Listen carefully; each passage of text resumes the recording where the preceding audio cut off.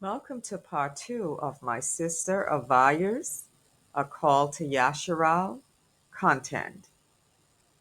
And his idols of gold, which they made, each one for himself to worship, to the moles and to the bats, to go into the clefts of the rock and into the tops of the ragged rocks, for fear of the Most High, for the glory of his majesty, when he ariseth to shake terribly the earth.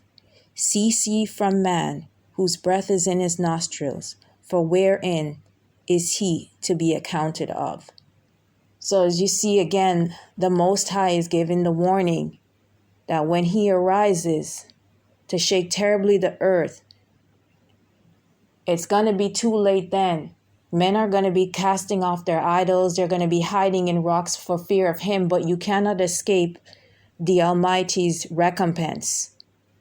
Now is the time when you still have time to turn to Abba Yah only. Yeah, so later this morning, September 4th, at 9:33 a.m., I looked at my phone and I saw what I thought was Psalms 81, but it turned out later on that it was Psalms 91. But I felt that I needed to look at Psalms 81, that Yah was leading me there. So when I went to Psalms 81, this is what it said. This is Yah's goodness and Yasharal's waywardness. Sing aloud unto the Most High our strength. Make a joyful noise unto the Elohim of Jacob. Take a psalm and bring hither the timbrel, the pleasant harp with the psaltery. Blow up the trumpet in the new moon, in the time appointed on our solemn feast day. For this was a statute for Yasharal, and a law of the Elohim of Jacob.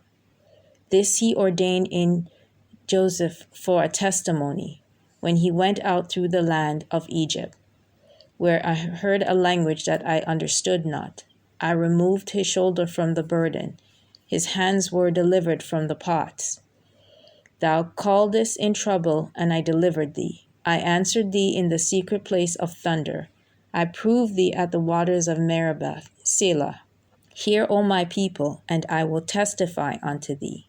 O Yasharal, if thou wilt hearken unto me, there shall no strange mighty one be in thee, neither shalt thou worship any strange mighty one. I am the Most High thy Elohim, which brought thee out of the land of Egypt. Open thy mouth wide, and I will fill it. But my people would not hearken to my voice, and Yasharal would have none of me. So I gave them up unto their own heart's lust, and they walked in their own counsels. O that my people had hearkened unto me, and Yasharal had walked in my ways. I should soon have subdued their enemies, and turned my hand against their adversaries. The haters of the Most High should have submitted themselves unto him, but their time should have endured forever. He should have fed them also with the finest of wheat, and with honey out of the rock should I have satisfied thee. So this scripture is talking about us. If we had just listened to the Most High, he would have subdued our enemies and turned his hand against our adversaries. But because of our sin, our enemies have subdued us, and Yah's hand has turned the adversaries against us. The haters of the Most High, they're not submitted to us, we're submitting to them. And our time should have endured forever, but we're being oppressed. He would have also fed us with the finest of wheat and honey from the rock. We should have been in bountiful plenty and wealth. This was our legacy. But because of the wickedness, because of our wickedness, this is the punishment that we're dealing with now. And many of us are awakened and we're turning back to Abba Yah only, so that we can go back into these promises and reap these benefits, that our enemy will now again be subdued. And Abba Yah is about to move to restore this order.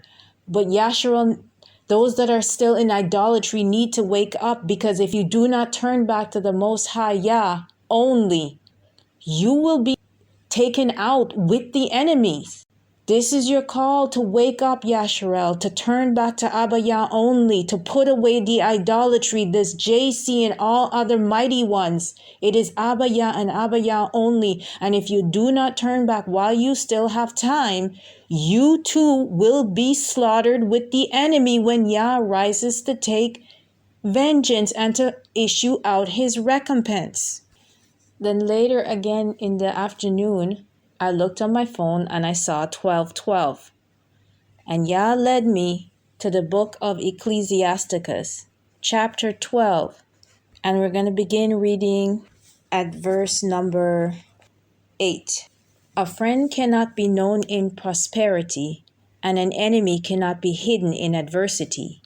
In the prosperity of a man, enemies will be grieved, but in the adversity, even a friend will depart. This is the part from verse 10 that really stood out. Never trust thine enemy, for like iron rusted, so is his wickedness. Though he humbleth himself and go crouching, yet take good heed and beware of him, and thou shalt be unto him as if thou hadst wiped a looking glass, and thou shalt know that his rust had not been altogether wiped away. Set him not by thee, lest when he had overthrown thee, he stand up in thy place. Neither let him sit at thy right hand, lest he seek to take thy seat, and thou at the last remember my words, and be pricked therewith. Yasharal, many of us have joined with these oppressors, and we're following this JC. They are the ones that introduced JC to us. That's our enemy. When you're now going in league with them, the scripture clearly says he'll take your seat. That's his whole aim, to take Yasharal legacy and to wipe us out from being a nation. This is the stark reminder, the stark call. Turn to Abba Yah only. Because if you do not turn while there is still time, you will be wiped out when Yah issues out recompense. So don't think that the enemies have changed their ways. They have not. It's the same plot, scheme, and plan they had from the beginning. The conspiracy of Psalms 83 to wipe Yasharal out from being a nation by introducing us to idolatry. And if you do not put away the idols and turn to Abba Yah,